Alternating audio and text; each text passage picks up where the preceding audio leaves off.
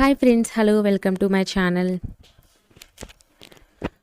ఈరోజు వీడియోలో పూరీలు ఎప్పుడు చేసినా కానీ ఆయిల్ పీల్చకుండా బాగా పొంగుతూ రావాలంటే ఎలా చేయాలో వీడియోలో చూపిస్తాను. వీడియో చూసే ముందు ఛానల్ని కనుక ఎవరైనా ఫస్ట్ టైం చూస్తున్నట్లయితే మన ఛానల్ని సబ్స్క్రైబ్ చేసుకోండి. మన ఛానల్లో చాలా simple and easy recipes, 5 minutes లోపే అయిపోయే రెసిపీస్ ఉంటాయి. కాబట్టి మన ఛానల్ని సబ్స్క్రైబ్ చేసుకొని మీకు కావాల్సిన రెసిపీస్ని ఒకసారి చూసేయండి. ఇప్పుడు పూరీలు చేసుకోవడం కోసం 1 కప్పు గోధుమ పిండిని తీసుకొని అందులో టేస్ట్కి సరిపడా సాల్ట్, అలాగే 1/2 స్పూను పంచదార కూడా వేసుకొని కలుపుకొని కొంచెం కొంచెం వాటర్ యాడ్ చేసుకుంటూ పిండి మొత్తాన్ని కలుపుకోవాలి. తర్వాత లాస్ట్లో 1 స్పూన్ ఆయిల్ వేసుకొని బాగా కలుపుకోవాలి. ఇలా పిండి మొత్తాన్ని బాగా కలిపిన తర్వాత దీనిపైన ఒక మూత పెట్టి ఒక అరగంట పాటు నాననివ్వాలి. అరగంట తర్వాత పిండిని మరలా ఒకసారి బాగా కలుపుకోవాలి. ఇలా కలుపుకున్న పిండిని చిన్న చిన్న ఉండలుగా చేసుకొని పక్కన పెట్టుకోవాలి. ఒక నిమ్మకాయ అంత సైజులో ఉండలు చేసుకొని పిండి మొత్తాన్ని కూడా పక్కన పెట్టుకోవాలి.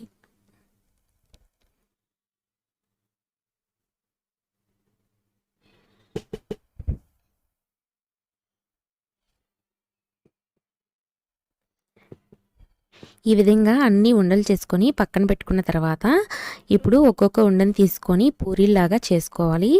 పూరీలు చేసుకునేటప్పుడు ఎప్పుడైనా సరే ఆయిల్ అప్లై చేసి మాత్రమే చేసుకోవాలి. పిండి జల్లి చేసుకోవడం వల్ల పూరీలు ఆయిల్లో వేసినప్పుడు ఆ పిండి అంతా ఆయిల్లో పడిపోయి మాడిపోయినట్టు అయ్యి ఆయిల్ అంతా పాడైపోతుంది. కాబట్టి ఆయిల్ అప్లై చేసుకుంటే అలా అవ్వదు, బాగుంటాయి. ఇప్పుడు ఇలా ఈ విధంగా పూరీలన్నీ చేసుకొని పక్కన పెట్టుకోవాలి.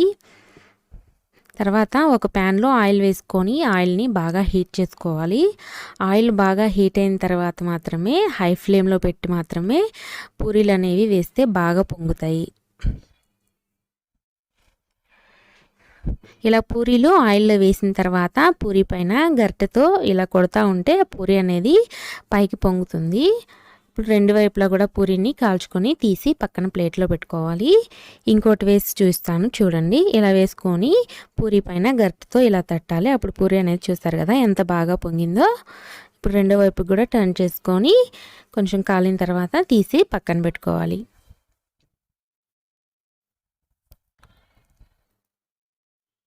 వీడియో చూసారు కదా ఫ్రెండ్స్. వీడియో కనుక మీకు నచ్చినట్లయితే లైక్ చేయండి, షేర్ చేయండి, కామెంట్ చేయండి. ఇలాంటి కొత్త రెసిపీస్ కోసం మన ఛానల్ని సబ్స్క్రైబ్ చేసుకోవటం మాత్రం మర్చిపోవద్దు. మరో కొత్త వీడియోతో మీ ముందుంటాను. అంతవరకు బాయ్.